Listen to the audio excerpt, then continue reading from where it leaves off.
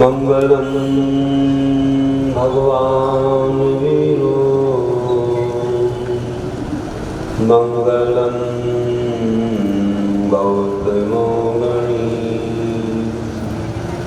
मंगलम कुंद कुंदायो जय धर्मोस्तु मंगलम सर्वमंगल मांगल्यम सर्वकल्याणकारिकम् प्रधानं सर्वधर्माणां जैनं जयतु शासनं जैनं जयतु शासनं जैनं जयतु शासनं।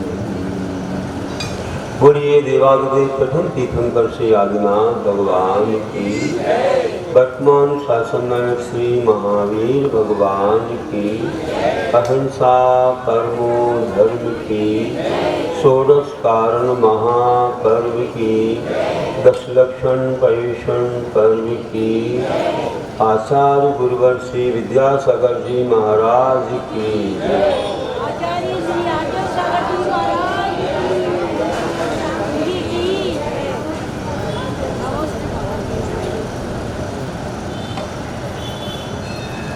श्रद्धालुओं,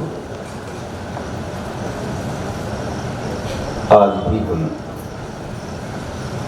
दशलक्षण महापर्व की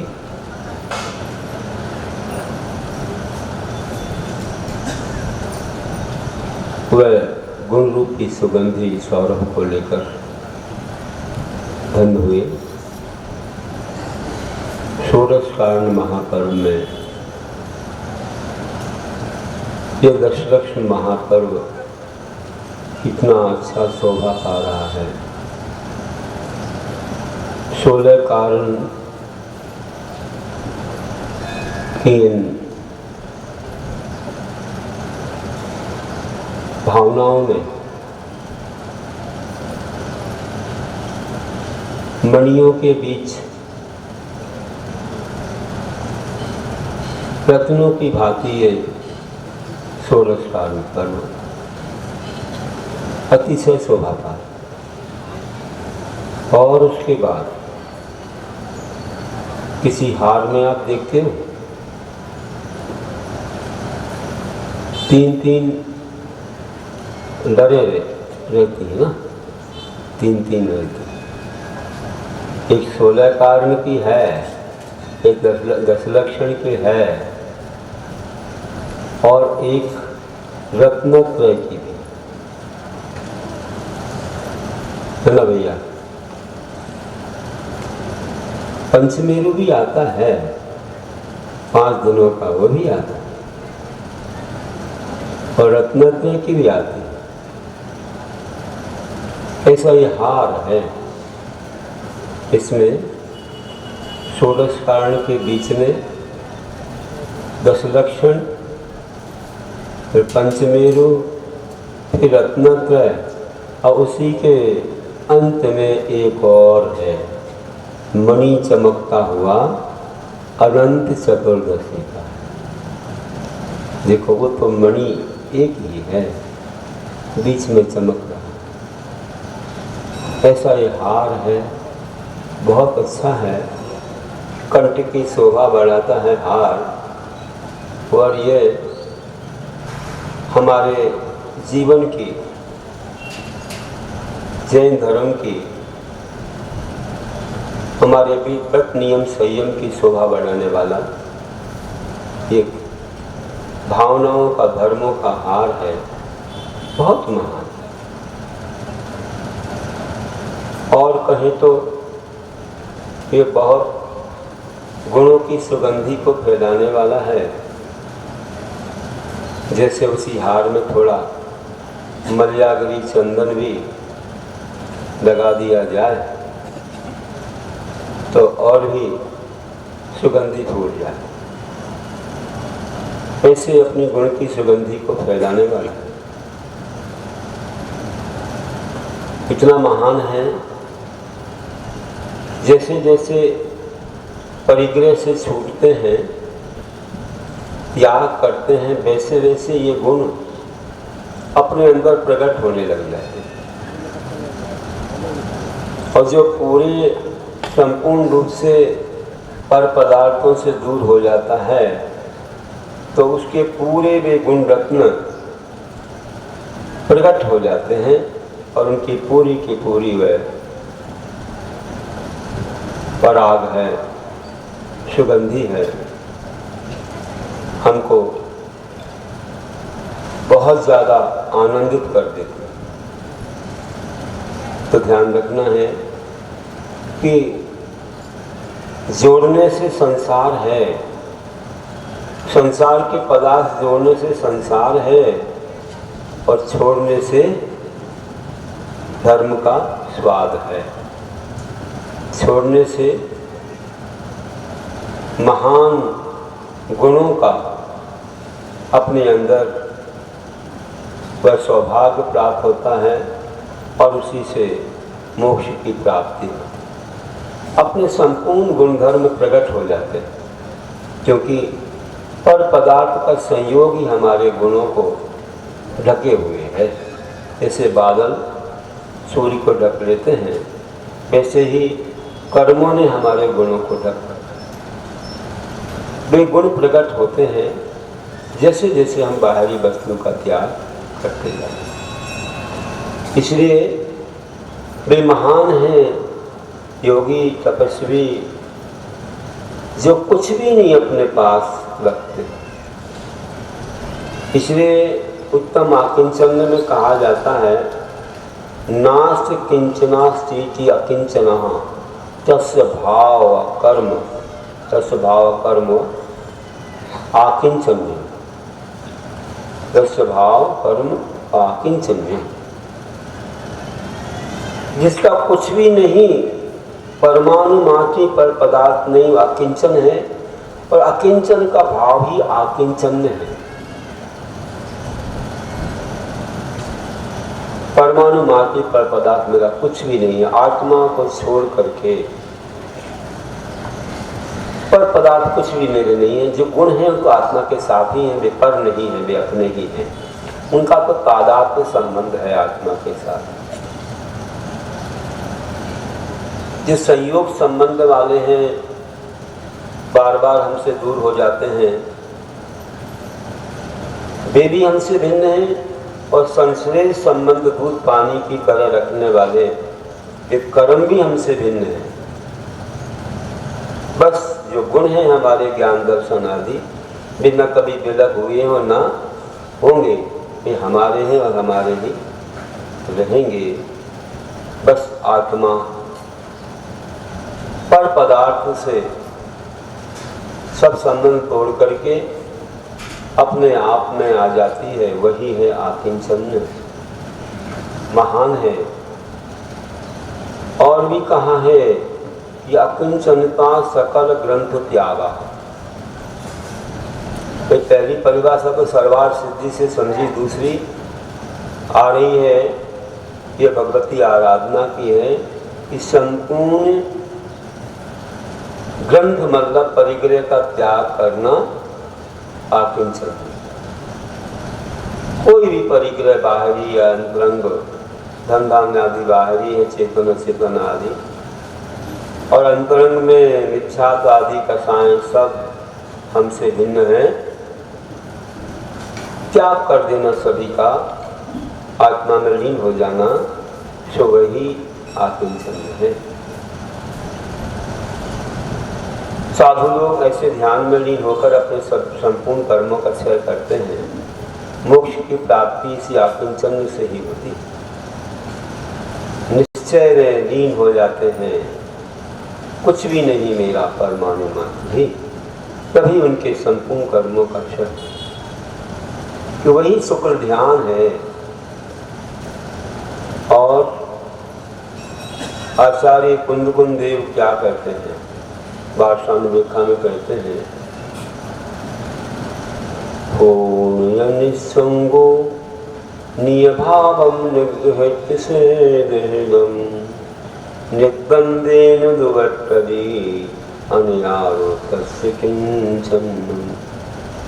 कि जो अनगार, जिसका कोई घर नहीं, गार नहीं, अनगार है, जो अनगार निसंग निष्प्रगरी होकर के सुख दुख के कारण स्वरूप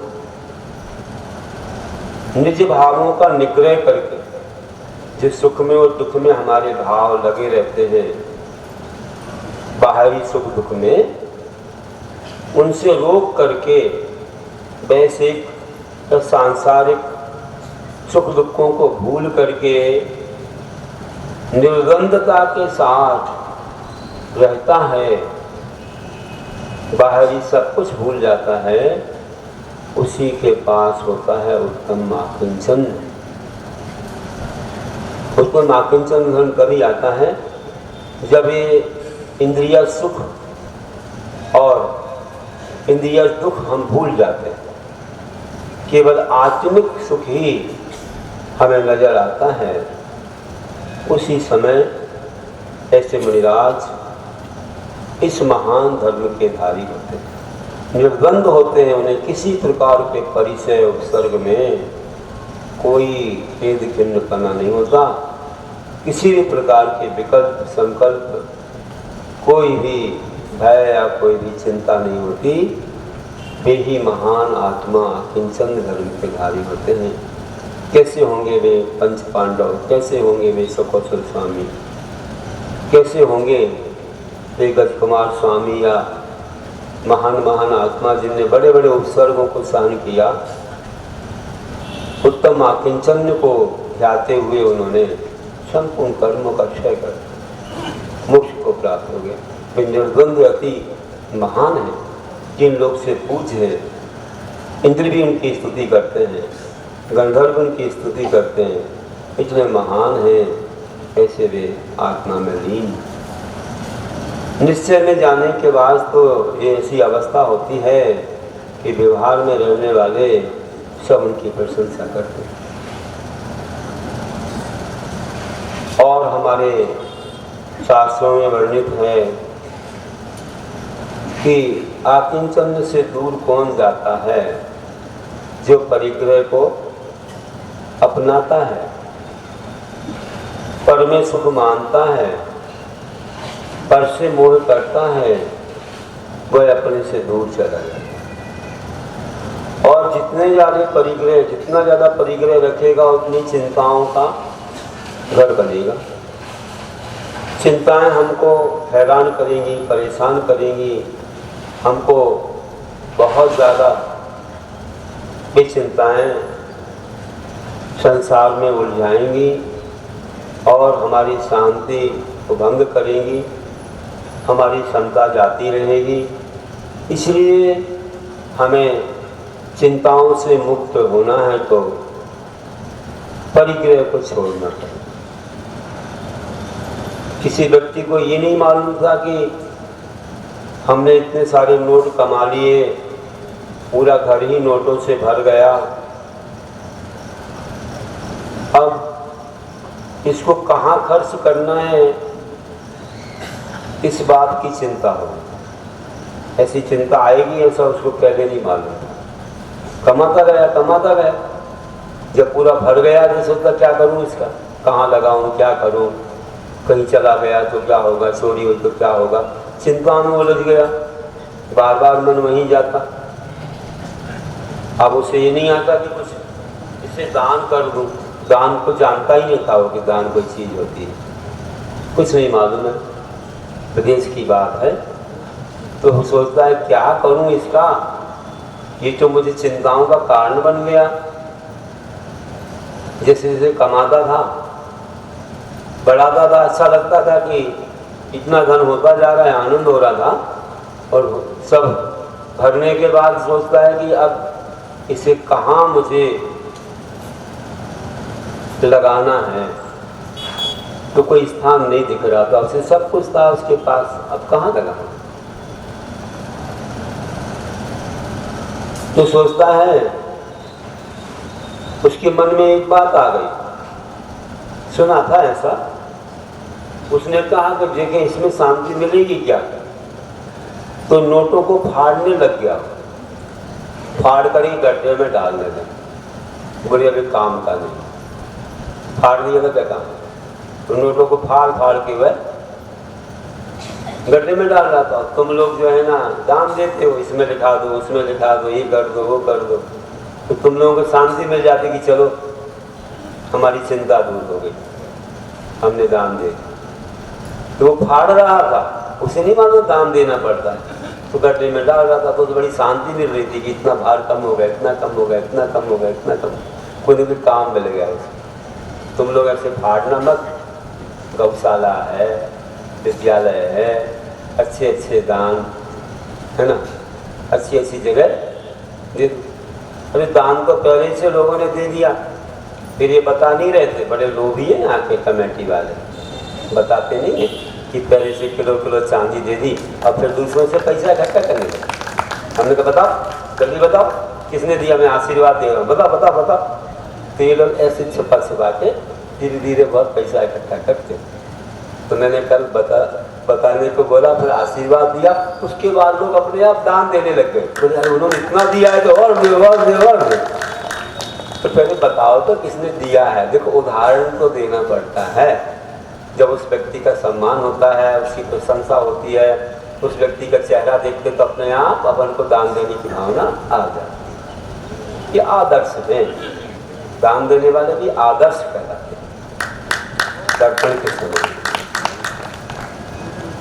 तो इस प्रकार से जो है अपन लोगों को अच्छे से उनकी अनुमोदना करनी चाहिए, खूब उनके लिए धन्यवाद देना चाहिए। हम लोग आशीर्वाद देते हैं, हमको बैठाए बैठाए तो उठाने का नाम ही नहीं ले रहे थे। हमने कहा अब तो हो गया, हम चले चलो, तो जाना ही पड़ा। अब क्या है, व्रत उपवास रहते हैं सब लोगों के संग के लिए, तो ध्यान देना पड़ता है। इस प्रकार जो है शांति दान से मिलती है। वास्तव में जितना दान दोगे, हल्के हो जाओगे, तो शांति का आनंद तुमको आने लग जाएगा। हम लोगों को सही आनंद तो क्षेत्रों पर आता है, क्षेत्रों पर रहते हैं ना, बहुत आनंद आता है, क्योंकि वहां कुछ दिखता ही नहीं है। भगवान दिखते हैं, मंदिर दिखते हैं, संसार कुछ दिखता ही नहीं है। बस कभी गए आहार को गए, आहार करके आ गए और खूब अच्छे से लिखना पढ़ना, सामायिक जाप स्वाध्याय, खूब समय हमको बड़ा अच्छा लगा। हमने पौर्णमली में 4 चातुर्मास की, जहाँ कुंद कुंदाचार्य ने समयसार आदि ग्रंथ लिखे। एक भी घर नहीं था वहाँ, एक भी घर नहीं था। हम कैसे रहते थे, तो बड़ा अच्छा लगता था कि लोग आते थे और चले जाते थे। 2 चातुर्मास पुरानी जगह पर किए, बिल्कुल तलहटी में, और 2 चातुर्मास नए आश्रम में किए। लेकिन लगातार केवल 2 ही हुए थे। उसके बाद कई लोगों की भावनाएं थी तो दूसरे गांव में किए, फिर छोड़ छोड़ के एक चातुर्मास से किया, तो सब मिला के 4 हुए। तो जब वहाँ पर रहते थे तो लोग आहार देने आते थे। पहले तो पांडिचेरी के लोग, क्योंकि हमको तमिल नहीं आती थी, तो वे ही लोग रहते थे अधिकतर। एक सप्ताह की ड्यूटी थी, आते थे बसें भर के, कुछ को छोड़ जाते थे, कुछ को ले जाते थे, चौका लगाते थे। सुबह टाइम कुछ नहीं, अपना स्वाध्याय करो, क्योंकि वे चौके में रहते थे। अपने लोग अपना संघ का स्वाध्याय हो गए। दोपहर में फ्री हो जाते तो थोड़ा महाराज कुछ पढ़ा दीजिए, कुछ कोई क्लास ले लो 1 घंटे की, बाकी पूरा फ्री। अपन अपना लिखो करो, वहीं पर ये तीर्थोदय काव्य जैनागम संस्कार ये वहीं पर लिखी गई है तमिलनाडु में। खूब समझ लिखो, समयसार मूलाचार अपने हम अपनी कक्षाएं चलाते थे, संग में अपन पढ़ते थे। और रोज ऊपर पहाड़ पर जाते थे, 300 सीढ़ियाँ थी करीब, ऊपर पहाड़ पर जाके कुंद कुंदाचार्य के चरणों का दर्शन, गुफा है, थोड़ा वहीं पर ध्यान कर लिया, कभी वहीं कविता बनाई, आते थे। अब आपके यहाँ भी ऐसे ही है, निहारिका बनाई है, बहुत बड़ा स्थान है, 2-2 कंपाउंड ऐसे बने हैं, वहाँ बैठने की जगह भी है। तो रोज कुछ लाइनें बना के आता हूँ, मन में बना लेता हूँ, आज तो नहीं तो वहीं पर कुछ लग दिया इन लोगों ने, लिख देता, आज लिखा नहीं, वहीं से बना के आया, यहाँ लिख दिया, मन में बना लिया और यहाँ आके लिख दिया। अब वो सुनाएंगे आप। तो कहने का अर्थ कि ऐसे एक दिन तो हमने नियम ले लिया पौंड्रमलई में ऊपर पहाड़ पर कि आज अगर कुंद आचार्य का अष्टक पूरा हो जाएगा तो ही आहार पहुंचूंगा, नहीं तो आज उपवास करूंगा। विश्वास का, ऐसे तो कोई बड़ी बात नहीं है, लेकिन अच्छे भाव के साथ कभी सुनाऊंगा आपको कोई दिन। फिर रोज तो कुछ ना कुछ प्रवचन चलते हैं, इसलिए मैंने कहा कविता कब सुनाऊं।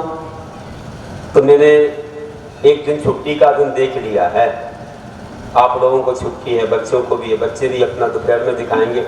हमने सुबह टाइम अपनी कुछ कविताओं को सुनाने का भाव किया, लेकिन कुछ ही सुना पाएंगे, ज़्यादा नहीं सुना पाएंगे, कुछ दूसरों की भी सुनना पड़ती है, अपनी लिखी कविताएं को दूसरे भी सुनाएंगे। बाहर वालों को नहीं बुलाया, यही बात अपनी लिखी सुनाना।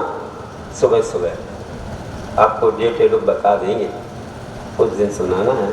तो ऐसी कई कविताएं हैं, फिर कभी सुनाते रहेंगे, या विधान आएगा विधान में सुना दें, और कोई दिन आएगा तो थोड़ा कविता ही सुना देंगे। जब संक्षेप में कम समय रहेगा तो कविता सुना देंगे। तो वर्षक जरूर सुनाएंगे, है ना, याद दिलवा देना आप लोग। उधारी तो ले ली, लेकिन कई बार बोलना पड़ता भैया तुम्हारी उधारी है, भूल जाते हैं ना। तो 9:30 बजा और नीचे से लोग आ गए, इतने ऊपर सड़के, महाराज जी पानी कमंडल में भरना है, मतलब ये इशारा की अब आपको आहार पहुंचना, चौका तैयार। और हमने कहा हो गया, ठीक है, हमारा भी देखो हो गया काम। हम बिल्कुल अंतिम लाइन पर ही चल रहे थे। हमने कहा चलो तुम लोगों को एक कविता सुनाएंगे, फिर आहार कोटेंगे। नीचे आए, हमने अष्टक सबको सुनाया, फिर इसके बाद आहार कोटेंगे। कुंद आचार्य का पूरा वर्णन विदेश क्षेत्र तक का किया, कभी सुनाएंगे, अच्छा लगेगा। तो ऐसा, और उनके पाहुर ग्रंथ वगैरह तो छोटा छोटा उसका सार बताया कि क्यों लिखा उन्होंने। तो बंधुओं, ऐसे क्षेत्रों पर बड़ी शांति मिलती है, और समय अपने नहीं मिलता। यहाँ तो कोई ना कोई आते ही रहते हैं, ग्राहक लोग, प्रायश्चित लेना है, नियम लेना है, ये पूछना है, वो पूछना है, ठीक है। अभी भी हम लिख रहे थे कुछ, एक अम्मा जी आई, महाराज जी कुछ एक शंका है, हमने कहा शाम को कर लेना, मुझे तो पूरा करने दो पहले, मैं वही लिख रहा था, चिंता करके मैंने कहा शाम को पूछ लेना, ठीक है महाराज। तो कहने का कि शहरों में थोड़ी सी दिक्कत रहती है, सबका अपना अपना स्वार्थ रहता है, कमेटी वाले अपना स्वार्थ, दान, इसको दान, उसको दान, ये प्रोग्राम, वो प्रोग्राम, ये सब बहुत सारे आशीर्वाद मांगते हैं। ठीक है, उनका भी काम होता है, अपन को भी कुछ नहीं है, घाटा नहीं है, पुण्य अपना भी बढ़ता है उनकी अनुमोदना से। लेकिन और भी कई आध्यात्मिक काम हैं तो क्षेत्रों पर अच्छे होते हैं, और हमारी समितियों के लिए बहुत स्थान मिलता है। यहाँ तो सीमित रहता है स्थान, बड़ी दिक्कत हो जाती है। इसलिए अब मन में ऐसा आता, हर बार सोचते हैं कि क्षेत्रों पर चातुर्मास करना चाहिए, वहाँ अच्छा लगेगा, अच्छी शांति रहेगी, भक्त आएंगे, समय से आएंगे, चले जाएंगे। अब तो आते हैं लोग क्षेत्रों पर, बसें लग गई हैं, आते हैं, अभिषेक करते हैं, और ये सब गुरु दर्शन हो जाता है उनको। तो भीड़ भाड़ कम आती, समय से आती, और अपना दिन भर अपने ध्यान अध्ययन में लगे रहो। कई क्षेत्रों के बड़े अनुभव हैं। एक बार आपको सुनाया था मैंने, शायद देवगढ़ का सुनाया था, नहीं सुनाया, अभी वो कथा नहीं सुनाई क्या, सुनाऊंगा। वहाँ का भी बहुत बड़ा अच्छा अनुभव है। और भी कई, तारंगा जी, जहाँ जहाँ किए, पहले आहार जी, पकोरा जी यहाँ रहा करते थे, महाराज जी, गोवन जी तो ठीक है, वहाँ भी रहे हैं, और भी कई जगह पर रहे हैं। पिछली बार तो हमारा ऐसी जगह हुआ जहाँ पर हमारे गुरु भाई सुधासागर मुनि से सुधासागर महाराज की दीक्षा हुई है, वहीं चातुर्मास करनी ईसरी में वहाँ जो दीक्षा हुई थी, 5 दीक्षाएँ, तो वहीं हमने उसी जगह चातुर्मास किया। और रोज पार्श्वनाथ भगवान की टोंग देखते थे सुबह शाम, वहीं से दिखती है सामने, आश्रम से। अच्छा रहा, वहाँ लोग रहते हैं, दूर है बस्ती थोड़ी, और वहाँ आश्रम में ही बहुत बड़ा स्थान है, अच्छे मंदिर बने हुए हैं और व्रती लोग रहते हैं। कुंद आचार्य के कई शाश्वत चातुर्मास में हो गए, बड़ी बड़ी टीकाएं न पढ़ाते हुए गाथा अर्थ पढ़ाया तो पंचास्ती का नियम सार, प्रवचन सार और ऐसे ही और भी हुए, कुछ भक्तियां भी हुई, इतने सारे पंचास्ती का वगैरह सब व्यक्ति लोग बैठते थे और स्वाध्याय चलता, कुछ शंका का समाधान नहीं होता। छोटा सा पंडाल भी बना दिया था लोगों ने, वहीं 16 कारण हो गए, अच्छे व्रत वगैरह 10 लक्षण सब अच्छे हुए। जो भी कार्यक्रम होते रहे, पाठशाला का है, ये सब हुए, बड़े छोटे रूप में हुए लेकिन सब हुए। समाज छोटी थी, 20-25 घर थे, ज़्यादा घर नहीं थे, लेकिन कमेटी वाले बहुत समर्पित थे, रांची वाले और आजू बाजू के जो भी थे, तो वो लोग वैसे कभी भी ये नहीं कि हाँ प्रभावना होनी चाहिए और करते थे और सब कुछ व्यवस्थाएं बनाए। तो ऐसे अच्छे भावों से जहाँ भी जाते हैं लोग और अच्छे समझ करके कि इसमें इतना अच्छा लाभ है, आत्मिक लाभ है, तो सब लोग सब कुछ करते हैं। बता रहा था कि आकिंचन वास्तव में बहुत महान ऐसा उत्तम धर्म है कि सब चिंताओं से हमें मुक्त कर देता है। तो ऐसे एकांत स्थानों में जाकर के चिंताएं छूट जाती हैं। तारंगा जी का कितना अच्छा अनुभव है, कभी सुनाऊंगा कि रोज एक एक नई गुफा खोज के आते थे हम लोग। पहाड़ों में अंदर ऐसी गुफाएं हैं, एक एक गुफा खोज के आते थे। कई गुजरात वालों को नहीं मालूम थी, बाहर वालों की, कि ऐसी भी गुफा है, और हम लोग कहते थे आओ हम दिखाएंगे। हम लोग जंगल जाते, वहाँ एक गुफा है, वहाँ एक गुफा है, बहुत अच्छी अच्छी गुफाएं थी। कोई जगह के चरण भी बने हुए थे, लेकिन धूल का रास्ता या कई जगह चट्टानों पर चढ़ के जाना, ऐसे उनको ही नहीं मालूम था कि यहाँ गुफा है। हमने कहा देखो यहाँ इतने कोटि कोटि मुनि मोक्ष गए हैं, तो आपको मालूम हो वहाँ अंग पूर्व के ज्ञानी बैठते होंगे, ऐसी शिलाएं बनी हैं, ऐसी छाया है चट्टानों के नीचे। हमने कहा बैठ के देखो, यहाँ ध्यान करो, कैसा लगता समाचार आदि गाथाएं, यहाँ पर ही अंग पूर्व के ज्ञानी बैठ के साथ लिखते होंगे, इतना अच्छा स्थान है, आपको नहीं मालूम है कि कैसा स्थान लग रहा है। तब लोगों को समझ में आता था कि हाँ वास्तव में पहाड़ों पर ऐसा एक, वहाँ पर एक कोटि शिला, एक सिद्धि शिला है, इस पहाड़ का नाम है, और बीच में गुफाओं से ही रास्ते गए हैं, बीच में अंदर से जाना पड़ता है। बहुत अच्छा माहौल है। तो अब आप लोगों को जोड़ दिया है, अब तुम लोग भी आते रहोगे, हम क्षेत्रों पर रहेंगे, तुम लोग देखने आओगे कहाँ रह रहे महाराज, कैसे रह रहे। एक दिन तो बता दो मैं कंडलम का, यहाँ तीर्थोदय काव बनाया तमिलनाडु में, 50 लोग बैठ जाए ऐसी गुफा थी मंदिर के पीछे ही, मतलब 5 मिनट नहीं लगेगा ऊपर जाने, 50 लोग बैठ जाएंगे। बड़ा पाषाण कोई बैठते होंगे, आचार्य लोग बैठते होंगे, और अंदर अंदर थोड़ी देर में और प्रकाश हो जाता, तो अंदर चले जाओ, अच्छी हवा आती, और अंदर से अंदर ऐसे चट्टानों का पहाड़ बहुत बड़ा। वहीं तीर्थोदय काव्य की रचना, एक आर्य को पास करते थे, वो पास के दिन जो 9:45 से 12:15 समय मिलता था, उसी में 20-30 काव्य बना देते थे और दोपहर में सुना देते थे। पूरे 16 कारण में काम चलता रहा। उस गुफा का नाम हमने दे दिया ज्ञानातिशय गुफा, ज्ञान का अतिशय हो गया, इसका नाम दिया। और वहाँ लोग आए थे, कई लोग बाहर से, बोले महाराज यहाँ क्यों चातुर्मास कर रहे हैं, क्या है, एक मंदिर है, समाज तो है नहीं, 5-10 घर हैं यहाँ पर, आपने चातुर्मास कर लिया। हमने कहा भैया ये पंचगणना करवाने के लिए बोले, मंदिर का जीर्णोद्धार अकेली फैमिली ने करवाया और पंचगणना भी करवाया, लेकिन हम नहीं आ पाए, हम पांडिचेरी चले गए, उस समय पास में था। तो फिर ये लग गए पीछे की चातुर्मास करिए, हम पूरा संभालेंगे, अकेली फैमिली संभालेगी हमारी, कितने भी लोग आ जाएं अकेले करवाएं। इतना दिल खोल के व्यक्ति कह रहा है, तो मुझे क्या देखना, मैंने फैमिली को नहीं किया, मैंने उस गुफा में कुछ कविताएं लिखने के लिए चातुर्मास किया है, मेरा अच्छा हो गया काम। आप गुफा तो देखो, हमें जनता से क्या मतलब है, तो क्षेत्रों पर रहे जहाँ कोई जेल नहीं। तो ऐसा उस नगर में कन्नलम छोटा सा गांव, लेकिन राजा के द्वारा बनाया मंदिर और पीछे पहाड़ लगा हुआ और बहुत बड़ी गुफा। तो ऐसे आनंद आता था।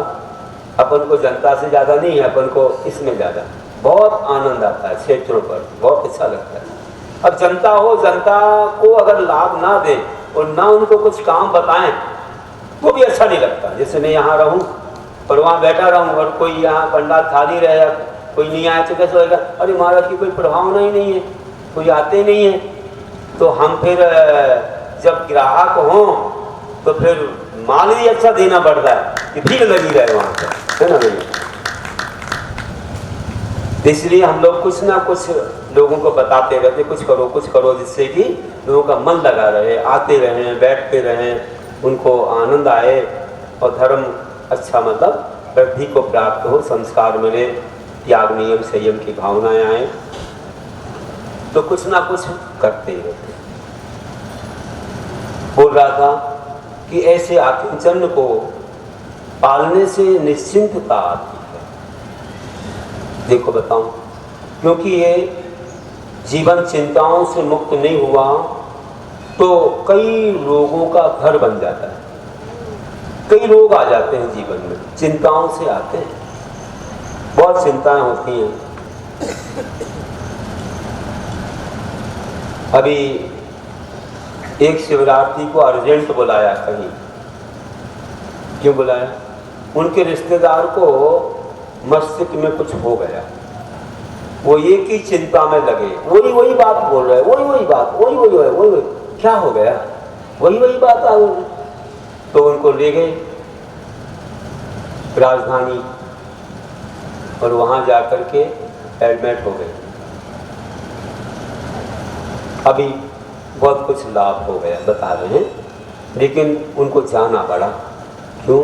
भैया मेरे जमान साहब हैं, जाना पड़ेगा। अब कौन और क्या में मत पढ़ो, इससे मतलब नहीं, आपको उदाहरण दे रहे हैं बस कि क्यों हो गया। मैं चिंता के लिए बोल रहा हूँ। चिंता करते हैं ना तो चिंताओं से ऐसा हो जाता है। वही बात आप वही दिमाग में लाते रहते, एक ही बात। अरे बच्चा भी पीरियड बदलता है, बच्चा का पीरियड बदलता है स्कूल में, गणित, फिर कोई हिंदी, फिर अंग्रेजी, फिर संस्कृत, ऐसे बदलते नहीं, छोटे और भी पीरियड बदलते। तो पीरियड एक ही क्यों नहीं रहता है? क्योंकि एक ही जगह दिमाग नहीं, अपन थोड़ा बदल के उसके माइंड को फ्रेश करने का, ताज़ा करने का उपाय। बीच में छुट्टी भी होती है, थोड़ा खेलना भी होता है, खाना भी होता है। तो ऐसे लोगों को अलग अलग पीरियड देने से अच्छा रहता। हमने इस बार शिविर में भी लोगों ने कहा शिविर होना चाहिए, चलो उनको बहुत कुछ छूट रखी, जिससे कि भैया आराम से वो करते रहे, किसी को भार जैसा नज़र नहीं आए। अगर ऐसी इच्छा है कि घर पर भोजन करना तो जाओ भैया, अपने घर भी चले जा सकते हो। नहीं जाना है, दूर है, तो यहीं पर व्यवस्था सब, किसी की कमी नहीं है। तो इस प्रकार की ये रखी है, तो लोगों को सरलता सहजता में हो रहा है। 16 कारण तो ऐसे निकल गए, मालूम ही नहीं पड़ा कैसे निकल गए। 32 दिन होने वाले हैं, एकम तो हो जाएंगे, व्रत भी निकल गए और लोग तो आनंद से कर रहे हैं, मालूम ही नहीं पड़ रहा, क्योंकि 16 कारण चल रहे हैं। पूजा तो हो रही ठाट से, एकासन भी चल रहा शील संयम के साथ। किसी को ऐसा नहीं लग रहा टेंशन, आराम से आनंद ही आनंद आ रहा है। और कई तो करते आ रहे हैं पहले 2005 से, अभी भी कर रहे हैं और आगे भी बोले, कई बोले हमारे जीवन भर करेंगे, अब तो अच्छा लग रहा है, जीवन भर करते रहे, ऐसे भाव आ गए। तो बंधु, ये बहुत बड़ी महिमा है, धर्म की महिमा है। निकट आओ, इसका स्वाद लो तो आपको मालूम पड़ेगा। निश्चिंतता आती है, जितना प्यार करें निश्चिंतता। जैसे मैं कह रहा था, जैसे मानो आपने एक वस्तु का त्याग कर दिया। अभी रोज चाय पीते थे, एक बार नहीं 10 बार, किसी ने कह दिया बस एक बार तो मना करना पड़ता है, नहीं भैया पी के आए। लेकिन दोबारा कहे तो चलो कोई बात, आपकी खुशी के लिए पी लेते हैं, नहीं तो सही कहना, झूठ न बोलना। तो जो है 10 बार भी पी लेंगे चाय। अब वो बार ये लगी रहती कि चाय को कोई पूछ ले। किसी घर में गए, दुकान पर गए और वो चाय को पूछ लेता, अच्छा नहीं पूछ रहा तो कैसा लगता है? कैसा कंजूस आदमी है, चाय को नहीं पूछता। बोल रहा आप चाय तो पी के आए होंगे, पानी पियेंगे क्या? क्या आदमी है देखो। चाय भी नहीं पिला रहा है ना। तो ऐसे मन में रहती है इच्छा। और मानो किसी ने चाय का ये नियम ले लिया कि मैं तो घर पर ही पीऊंगा 1 या 2 बार। अब नियम ही हो गया। अब कहीं भी चला जाए तो उसे ये मन में नहीं आएगा कोई पूछ ले बल्कि पूछेगा तो भाग लगेगा। अरे काय को पूछ रहे भैया, मेरा तो त्याग है, मेरे घर पर ही नियम। अब खुशी होगी, चिंता दूर हो गई। और मैंने चाय का ही त्याग कर दिया पूरे से। और इसमें कैफीन होता है भैया, क्या मैंने कैसे बनाते हैं शुद्ध वशुद्ध। इसमें तामसिक भी होती है, नींद भी भंग होती है, भूख भी खराब होती है, और कई स्लो पॉइजन टाइप में है। ये तो हमको लेना ही नहीं है। रक्त के कण जल जाते हैं, बहुत बड़ा नुकसान है। चाय की पीने से क्या होता है, आधा कप रक्त जल जाता है, और कॉफी पीने से 1 कप रक्त जल जाता है। ये हमको डॉक्टर ने बताया, मैं नहीं बोला। एक भिंडर है राजस्थान, वहाँ एक डॉक्टर थे, उनने बताया महाराज जी इतनी तेज होती है, अपने शरीर को ऐसे नाश करती है, कैफीन है। आप उकाली बनाओ, अच्छे से ठंडाई बनाओ, दूध में बनाओ, अच्छे इससे पियोगे आपको लाभदायी रहेगा। इस सब पीने से क्या है, बहुत लोग पीते ही नहीं वैसे भी। अब आप छोड़ते हो 2-4 दिन हेडेक होता है, इसका मतलब उसमें नशा है, फिर नहीं होता है। 10-15 दिन छूट गए, फिर तो गए काम से। अब फिर पीने लग जाओगे तो फिर वही बात होगी। इसे ऐसी चीज उपयोग नहीं करना चाहिए। बहुत लोग चाय नहीं पीते, देखो आप पूछो कौन लोग चाय नहीं पीते। हाँ, चाय काफी का त्याग है बहुत लोगों का। देखो कौन कौन नहीं पीते, कौन नहीं पिएंगे। और 2 और उठा दो थोड़े, आज बढ़िया से आशीर्वाद दे दूँ, बहुत अच्छा है। इतने लोग बहुत सजग हैं यहाँ के लोग। अशोक नगर में तो भाई माल हर तरह का बिक जाता है। यहाँ कोई माल कोई वापस नहीं ले जाएगा, कोई ना कोई ग्राहक हर चीज में मिलेगा। बहुत अच्छी बात है। तो आगे चाय छूना ही नहीं, बिल्कुल कभी नहीं। बोलता हूँ कि आपने चाय त्याग कर दिया, आपको कोई मन में आएगा ही नहीं कि मुझे चाय को कोई पूछ लेना, घर में ना बाहर। अब ऐसे ही मानो आप अभी आप यहाँ उठवाऊंगा नहीं, सोचा हर बार हाथ उठवाते हैं। आप 2-3 बार खाते हो, खाते कि नहीं। अब बार बार कोई दिख गया कुछ पदार्थ, भैया खाना है कोई पूछ ले। अब जिसने मानो एकासन का नियम ले लिया तो उसको शाम को इच्छा होगी क्या, नहीं होगी, ध्यान ही नहीं आएगा। गई इच्छा, चिंता दूर हो गई कि बनाना खाना आदि चली गई। कपड़ा पहनते हो बहुत प्रकार के, इतने रंगीन कपड़े पहनते हो। किसी का भी एक डिजाइन देख के तो लगता है ये वाली डिजाइन कहाँ मिलती है, बहुत अच्छी है, पूछते देखो से कहाँ मिलती है, मन में आता है। देखो भाई, लेकिन तुमने नियम ले लिया कि मैं बस 1-2 कलर ही पहनूंगा, 1-2 कलर ही पहनूंगा, तो फिर तुम्हारे लिए मन में नहीं आएगा कि हमें जो है ये डिजाइन कहाँ मिलती, क्या मतलब ही नहीं है। अभी आपको एक चीज ध्यान में आई, आपने उनको देखा था यहाँ पर एक 16 कारण कर रहे गुर्जर आए थे ना, आपको जैन धर्म पालन करते हैं। उनको उनका नियम है, जब शाम को मेरे पास आए थे तो मुझे ध्यान आ गया, उनका एक नियम है, आपको बता दूं। यहाँ वैसे सुबह कुर्ता पजामा में आए, आहार के समय सुबह यहाँ धोती दुपट्टा में आए, शाम को जब आए थे मेरे पास ऐसे आए, साष्टांग नमस्कार किया ऊपर ही, और खड़े हुए लोग यहाँ बैठे हैं, उनके सामने ही बोल रहे थे। मैंने कहा अभी वो नियम चल रहा है ना आपका, बोले पक्का चल रहा है, कौन सा, रेस वाला। हाँ महाराज जी, मेरा शर्ट का कलर सफेद है और पैंट का कलर जो है इसी कलर के पूरे पैंट मिलेंगे, इसी कलर की शर्ट मिलेगी, मैं 2 कलर के अलावा कोई शर्ट पैंट पहनता ही नहीं। ये नियम मेरा बरसों से है, मतलब उन्होंने नियम ही किया। अब उनको कोई कलर दूसरा देखने से भाव नहीं आएगा। इसलिए उदाहरण सुना रहा हूँ कि एक अन्य जाति के उनको कितने नियम है।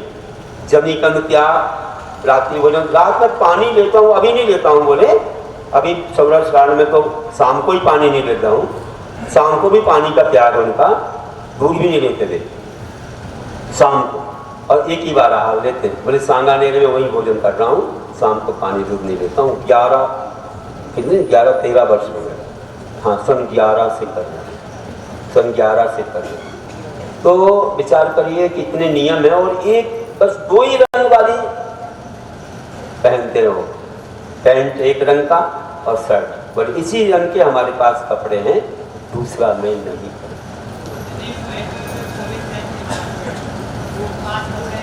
हाँ, तो आप होंगे कई लोगों के सफेद ही है। मैं इसलिए उदाहरण दे रहा हूँ कि जो चिंताओं से मुक्त होने का तरीका है कि जब ऐसे नियम ले लेते हैं व्यक्ति कि हम 2-4 रंग या कोई भी, तो उनकी अन्य रंग या अन्य डिजाइन पर कोई मन ही नहीं जाता, तो चिंताओं से मुक्त होते हैं, भार हल्का हो जाता है। एक एक चीज पर आप सोचो, अलंकार पर आप सोचो कि अलंकार इतने पहनेंगे, इससे ज्यादा नहीं, आपका भार हल्का होगा। आप किसी का देखने की, हम अलंकार ही नहीं पहनेंगे तो फिर मन ही नहीं जाएगा। धीरे धीरे ऐसे, अब जैसे गाड़ी मोटर में आप चलते हो कि इम्पोर्ट कार है, इस कंपनी की, उस कंपनी की, अब महाराज जी को क्या मतलब है? महाराज जी को उसमें बैठना ही नहीं है, तो उसको ज्यादा क्या देखेंगे भी? ना उनको बिल्डिंग से मतलब है कि कितनी अच्छी और क्या है। तो जिसने जो त्याग कर दिया उतना वह निश्चिंत हो गया, उसका भार जो है कम हो गया। अब उसकी एनर्जी जो है कहाँ लगेगी? जो बाहर की वो लगती थी तरह तरह की चिंताओं में, विषयों में, वो अब अपने ध्यान में लगेगी, अपने ज्ञान में लगेगी, लेखन में, पठन में, पाठन में, सामायिक में। आप बोलते महाराज जी आपका क्यों मन लग जाता, हम लोग क्यों नहीं लगता? तो आपको ये तो मतलब आपकी एनर्जी बाहर की ओर भाग जाती है, विषयों से बहिर्गाम नहीं होती है, काम वासना से अधोगाम नहीं होती है, और त्याग से, ध्यान से ऊर्ध्वगाम नहीं होती है। इसलिए आपको जानना, ध्यान पर कितने प्रवचन दिए अपन, 1 महीने तक तो देते ही रहे, और अभी और बाकी है। 10 लक्षण हो जाए फिर अपन फिर शुरू करेंगे। अभी धर्म ध्यान, शुक्ल ध्यान सब बाकी है, तो अभी तो माल बहुत है दुकान में, सुनते रहिए। पुण्य है अशोकनगर वाले। तो इसलिए ध्यान रखिए कि ऐसे महान, ये हम निश्चिंतता के लिए धीरे धीरे त्याग बढ़ाते। तो त्याग में सुख है, इसलिए बोला क्या? त्याग में सुख है और राग में दुख है। अब राग करो कितना, आपको कष्ट होगा, चिंताएं बढ़ेंगी, और त्याग करोगे चिंताएं हल्की होती चली जाएंगी। बल्कि लोग देखो सफेदी कपड़े पहनते, उन्हें किसी से मतलब नहीं, अपनी जान में जान। जैसे जैसे उनकी साधना बढ़ती जाती है वैसे वैसे जीवन में शांति बढ़ती जाती है। तो एक आपको इस ढंग से सुनाता हूं कि एक पौधा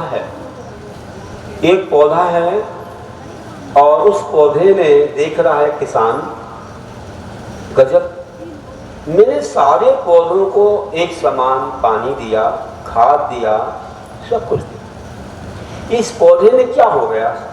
ये पनप नहीं रहा, इसमें ना कोई फूल आ रहा है ना फल आ रहा है, जबकि सबको समान पानी खाद दिया जा रहा है। इसको क्यों नहीं आ रहा? ऊपर से नीचे तक देखता है, बार बार देखता है, तब पाता है इसकी जड़ में एक कीड़ा लगा है, इसकी जड़ में एक कीड़ा लगा है, जिस वजह से जो है ये पनप नहीं पा रहा। बस आ गया उपाय उसके मन में, उस कीड़े को उसने अलग कर दिया। बस खाद पानी का असर होने लग गया और उसने देखा 1-2 दिन में उसमें फूल आ गए, ऐसे पुष्प खिलने लगे, बाद में फल भी आ गए।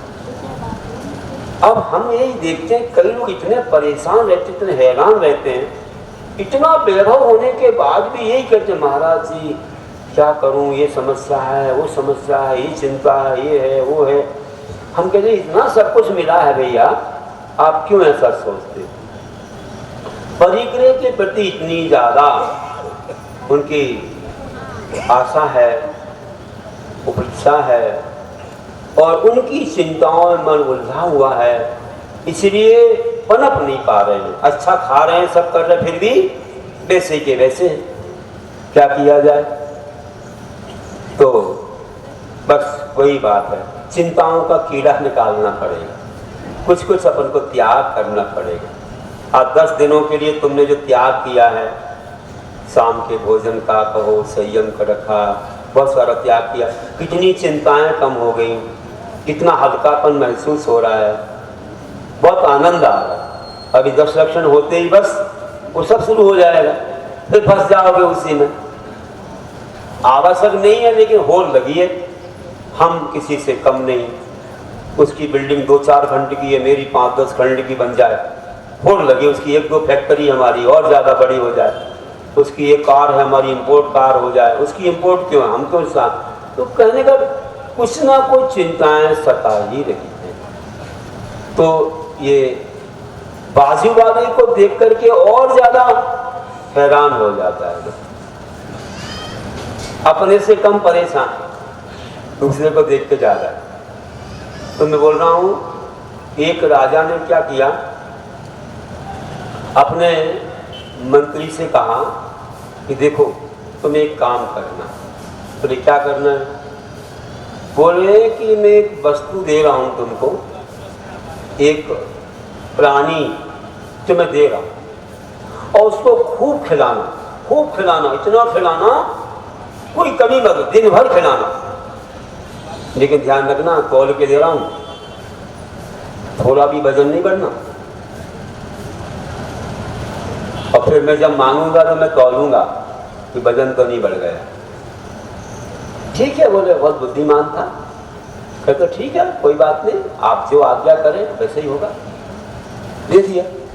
देने के बाद वह दिमाग लगाता है क्या करूं, तो सुबह से शाम तक खूब खिलाता, खूब अच्छी हरी पत्ती, खूब अच्छे उसके लिए सब प्रकार की सब्जियां, फल फूल खूब खिलाता अच्छे से, और वो थोड़ा मोटा हो जाएगा, भाई वजन ना बढ़ जाए। और शाम को क्या करता, उसने डिमांड की थी, एक बड़े पिंजड़े में एक शेर रखा था, शेर रखा था, और शाम को जाता उस प्राणी के दोनों कान पकड़ता और सीधा शेर का मुख दिखा देता, और शेर का मुख दिखाता और शेर यूं करता ना, थोड़ी एक दहाड़ मारता, इसका पूरा खून जो बढ़ गया था सूख जाता। रोज रोज यही काम, यहाँ खून बढ़ता वहां सूख जाता, बढ़ता सूख जाता, पूरे दिन व्यतीत हो गए। राजा ने कहा लाओ, लाया, वजन तोला, बस उतने रोज में। अरे भाई क्या बात है, क्या उपाय किया तुमने? खूब खिलाया पिलाया ना? हाँ खिलाया, वो तो मालूम है, बोले हमने सेवकों से जान लिया कि तुम खूब खिलाते पिलाते हो, कोई कमी नहीं है, लेकिन क्या उपाय किया तुमने वजन ना बढ़े? बोले रोज मैंने क्या उपाय किया, ये मोटा हो जाता, शेर का मुख रोज दिखा देता, उसकी दहाड़ से इसका खून सूख जाता, ये बराबर हो जाता, लेवल बराबर हो जाता।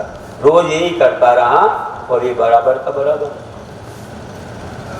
इससे क्या होगा, क्या मिला अपन को? सब मालूम पड़ गया कि लोग खूब खाते हैं, अच्छे अच्छे पकवान भी खाते हैं, महिलाएं तो कोई कसर रखती नहीं है, पूरा मतलब रोज तरह तरह की चीज़ें आइटम बनाते हैं। हमें सब मालूम है, ऐसा नहीं है। हम चौके में नहीं जाते क्या? चौके में जाते हैं, इतनी थालियाँ की थालियाँ दिखाते हो, खूब मनाते हैं, लेकिन हम तो हटवाई जल्दी आ गई, अब क्या? तो हमें मालूम पड़ता है कि ये सब लोग रोज खाते होंगे, खूब उड़ाते होंगे अच्छे अच्छे, तो कोई कसर तो रहती नहीं है। कि फिर भी ये लोग पनपते क्यों नहीं है, ऐसे दुबले के दुबले क्यों बैठे रहते हैं? पकड़ में आएगा, देखो अब ऐसे व्यक्ति को पकड़ना पड़ेगा। एक दिन मैंने कहा वैद्यनाथ जी को दिखा दो भैया, कोई दवाई मिल जाए मोटे होने। तो क्या है कारण? ये है कि हम लोग चिंता कर लेते हैं। इनको तो चिंता नहीं है, ये तो पूजा करते हैं, चिंता नहीं करते, पूजा करते करवाते। अब किसी की प्रकृति ऐसी नहीं, चिंता करते। लेकिन कोई कोई लोग तो ऐसे हैं वास्तव में, ये तो प्रसन्न रहते, अभिषेक करते समय व्यायाम करते रहते, हाथ पैर हिलाते रहते, ऊपर नीचे नाचते रहते, इनको तो कोई रोग आए नहीं। लेकिन कई लोग इतने टेंशन में रहते हैं, उनका चेहरा देखो तो बिल्कुल चिंतित रहता है, बहुत ज़्यादा भार है, जैसे बहुत ज़्यादा ऐसे परेशान हैरान मालूम पड़ते हैं, तो मालूम पड़ जाता है पेशेंट इन द हार्ट वाली बात है, हृदय में क्या चल रहा है चेहरे से मालूम पड़ता है। सो मैं कह रहा था कि ऐसे व्यक्ति क्यों ऐसे हो जाते हैं? क्योंकि वो खाते पीते तो अच्छा है, लेकिन चिंता कर लेते हैं। रात भर नींद नहीं आ रही, नींद की गोलियां खा रहे, वो नींद की गोली भी फेल हो गई, काम ही नहीं कर रही, क्या करें? क्योंकि इतनी ज़्यादा चिंता है, यहाँ जाना वहाँ जाना, ये करना वो करना, बहुत चिंता। थोड़ा कर्म सिद्धांत समझ ले तो चिंता दूर है। अरे भैया जो होना है तो होता है। कई बार हमारे पुरुषार्थ करने के बाद ही जब नहीं होता है तो उसमें नियत, वो नियत पर्याय है। वह निश्चित है। और अनियत पर्याय भी होती है, उसमें पुरुषार्थ चलता है, नियत पर्याय पुरुषार्थ नहीं चलता है। तेरे पुरुषार्थ तो करना चाहिए, हमें सबको अनियत समझना चाहिए। और पुरुषार्थ करने के बाद एक काम नहीं हो तो नियत है, वह निश्चित है ना। तो उसको कौन क्या करेगा। तो अब आप जान लो कि वह निकाचित कर्म है, नहीं होना है। तीव्र कर्म है तो समाधान कर लो कि वह कर्म है, कर्म आड़े आ रहा है, काम नहीं हो रहा है, तो हमने कोई किया होगा पहले, तो सहन कर लो। अब बेजार होने की क्या आवश्यकता है, क्षमता से सह लो, मेरे भाग्य में इतना ही है, इतना ही है, ज्यादा नहीं है। तो बस समाधान कर लो कि अब हमें वर्तमान का पुरुषार्थ अच्छा करना है, अच्छा बोएंगे, अच्छा काटेंगे। हमने कुछ किया था, नीम के बीज बोकर आम कैसे पाएंगे, अब हम अच्छे से आम के ही बोएंगे तो आम ही पाएंगे। तो ऐसा अपने आप में समाधान कर दो, किसी पर मत डालो, किसी से नाराज मत हो, गुस्सा मत करो। तो किसी का गुस्सा किसी को हो जाते हैं, वहाँ कमाई नहीं हो, घर में आकर गुस्सा हो जाते रहते हैं। अब वो लोग क्या करें बताओ, वो परेशान हो जाते हैं। भैया आपको नहीं हो रहा है तो ठीक, कोई बात नहीं, कम से कम आकर के यहाँ शांति से रहो, आराम से अपनी चिंताओं को भूल जाओ। घर के लोग आपकी चिंताओं को दूर करते हैं और आप घर के लोगों को और चिंतित कर देते हो।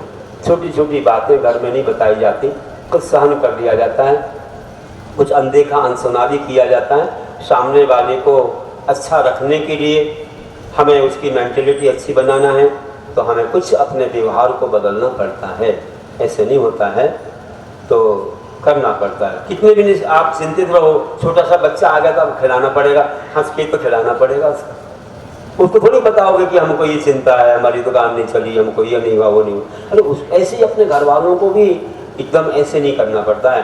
तो थोड़ा सा अपने पारिवारिक में मेंटेनेंस को अच्छे से बनाए रखना चाहिए। सब लोगों को आप चिंतित कर दोगे तो क्या होगा, तो इससे कई रोग व्याधियाँ आती है। डायबिटीज तो है ही, कैंसर तक हो जाता है। ये किसी ने बताया था डॉक्टर ने, हाँ वो कैंसर के ही डॉक्टर थे, बॉम्बे हॉस्पिटल ग्वालियर में।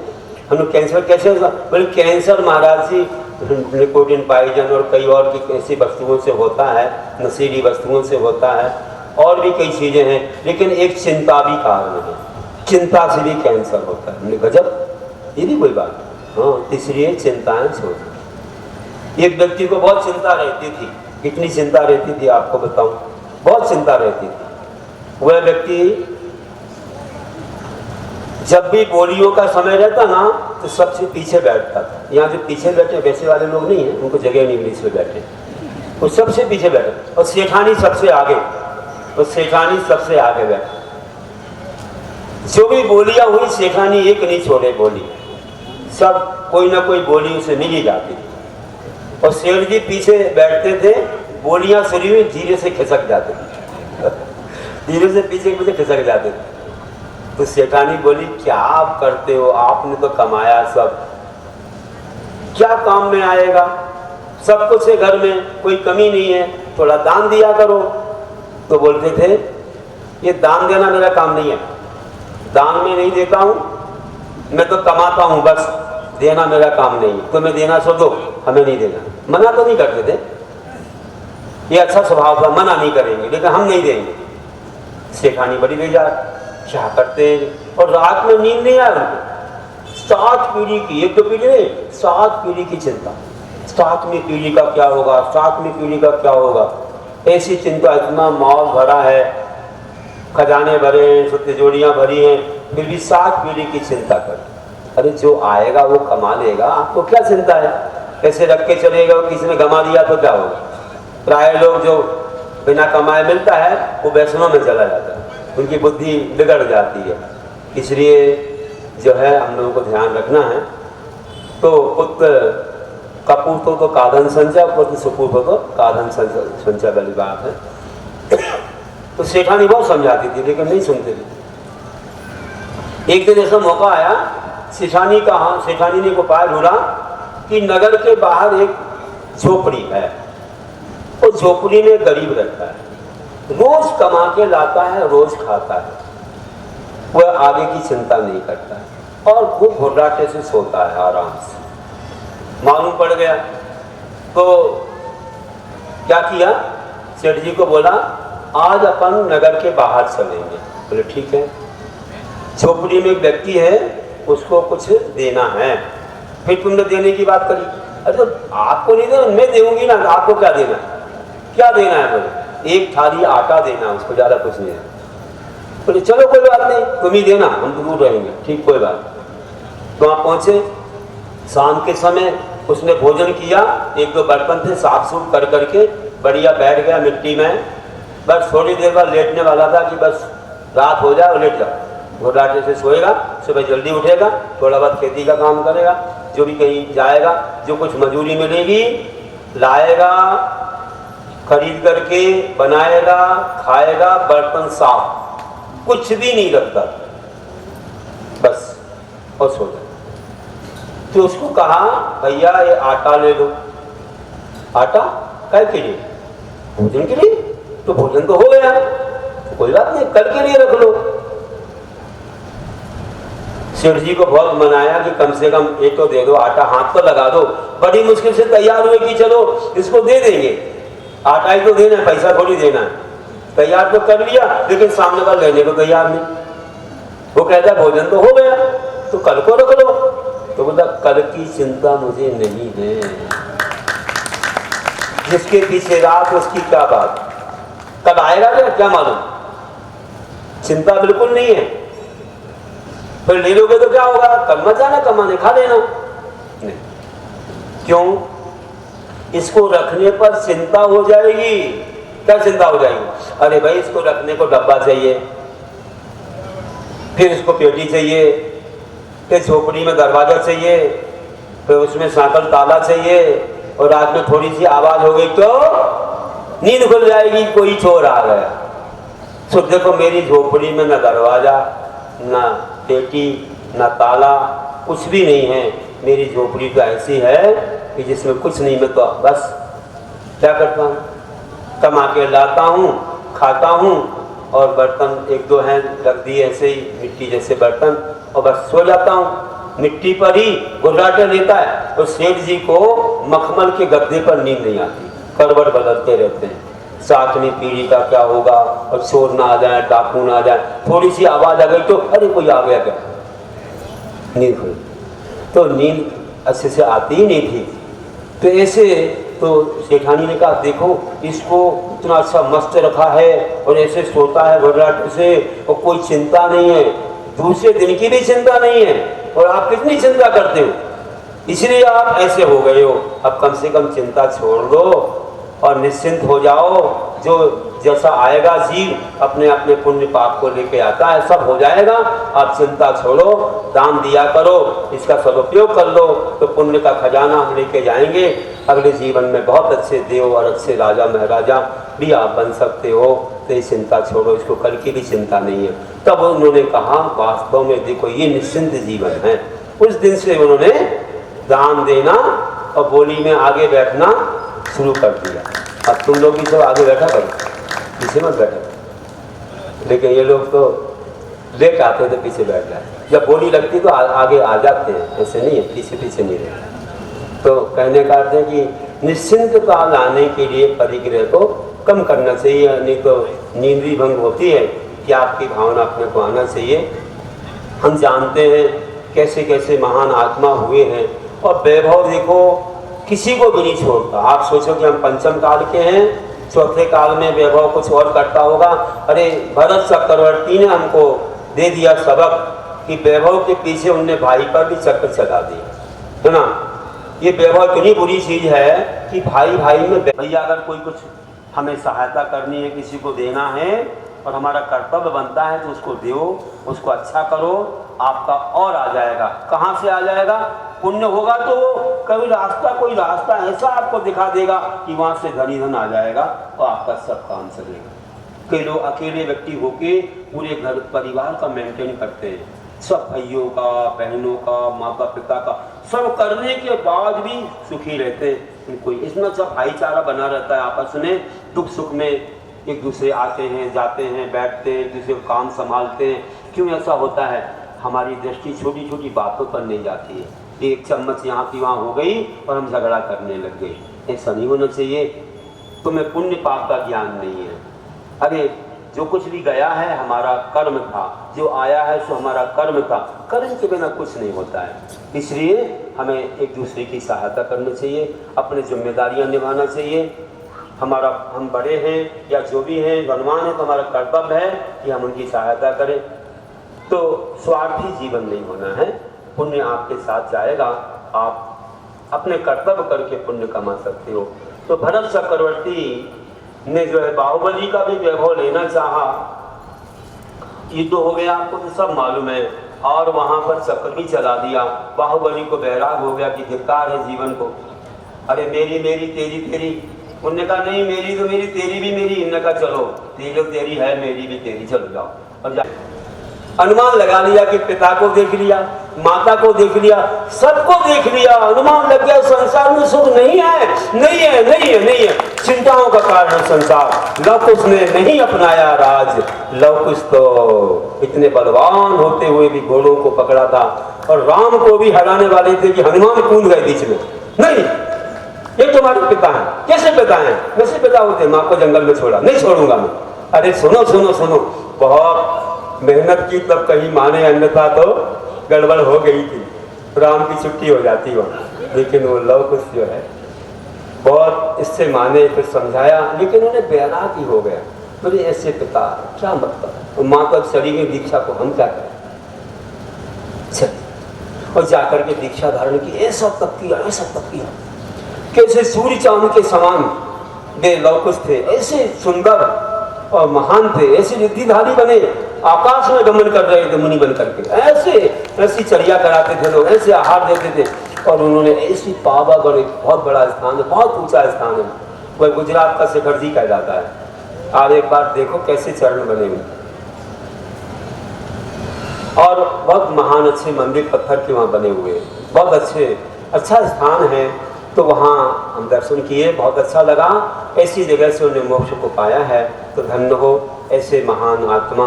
अब आप लोग भी ऐसे आत्मा परमात्मा बनो, चिंता मत करो, कितना भी कमा लोगे तो भी कुछ साथ नहीं जाएगा। बताओ भैया, सिकंदर शहंशाह ने पूरे विश्व का वैभव इकट्ठी का साथ में ले गया क्या? उसको भी समझ में आ गया। अरे वो जैन नहीं था, उसको भी समझ में आ गया, बोला आखिरी में समझ में आ गया, इतना वैभव भरा तो कौन साथ में ले जा रहा है। और मैं जा रहा हूँ, डॉक्टर ने कह दिया कुछ घंटे के मेहमान हो, तो क्या काम आया, इतने को मारा पीटा, जीवन छीन लिया, और ये कुछ साथ नहीं गया, तो मेरे साथ तो पाप ही पाप जा रहा है, पाप की गठरी लेके जा रहा हूँ। ऐसा कोई ना करे। बुलाया अपने सेवकों को, आ जाओ यहाँ। बोले क्या बात है? सुनो एक बात कहता हूँ। बोले क्या? मेरे मरने के बाद ध्यान रखना कि मेरे मरने के पहले ही सब खजाने खोल दो, और मेरी अर्थी में मेरे हाथ दोनों बाहर कर देना ऐसे, और मेरी अर्जी में 4 डॉक्टर लगा देना, वैद्य लगा देना। ठीक है, जो आपकी आज्ञा है। खजाने खोल दिए, सब कर दिया। मर जाऊं तो कब ना बाहर करेंगे। सुबह सब प्रतीक्षा कर रहे थे। बोले आखिर बता दीजिए सब क्यों करना है?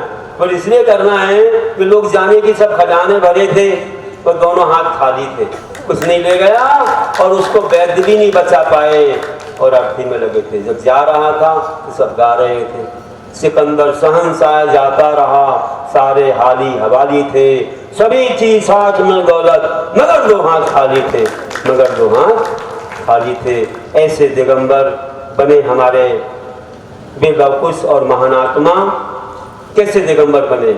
10 दिशाएं अंबर जिनके, उन्हें दिगंबर कहते हैं। सदा को सैया मान के वे शयन उसी पर करते हैं। हाथ तकिया व्योम रजाई, नहीं परिग्रह रखते हैं। ऐसे समताधारी मुनि को सत सत वंदन करते हैं। देखिए, और हमारे भगवान सब दिगंबर क्यों हैं बताइए? उनको कोई अस्त्र शस्त्र की आवश्यकता नहीं, क्योंकि उन्हें डर ही नहीं अपने शरीर का, आत्मा में लीन हो जाते हैं, उन्हें कोई उपशरीर से डर नहीं है। तो निज रूप में ध्यानी बने जो, निज रूप में ध्यानी बने जो, नहीं बस रखते कभी, निश्चिंत व निर्भीक है, नहीं सस रखते कभी। निश्चिंत व निर्भीक है, नहीं सस रखते कभी। जिन भगवान तो गुणवान है, जिन भगवान तो गुणवान है, सर्वांग सुंदर हैं सभी। जिन भगवान तो गुणवान हैं, सर्वांग सुंदर हैं सभी, अतः विरागी भेष में वे दिगंबर होते हैं सभी, अतः विरागी भेष में दिगंबर होते हैं सभी।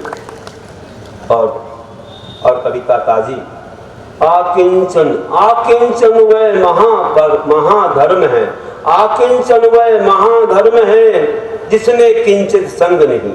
आकिंचन वह महाधर्म है जिसमें किंचित संग नहीं, संग मतलब परिग्रह नहीं। मोह विषय वासना नहीं, मोह विषय वासना जनमन रंजन रंग नहीं। नहीं मोह विषय वासना जनमन रंजन रंग नहीं। एकमात्र वह आत्म हमारी, एकमात्र वह आत्म हमारी ज्ञान दर्शन में पूर्ण जहां। एकमात्र वह आत्म हमारी ज्ञान दर्शन पूर्ण जहां। ध्यानी बनकर जिसको पाना, ध्यानी बनकर जिसको पाना, मोक्ष मिले संपूर्ण वहां। ध्यानी बनकर जिसको पाना, मोक्ष मिले संपूर्ण वहां।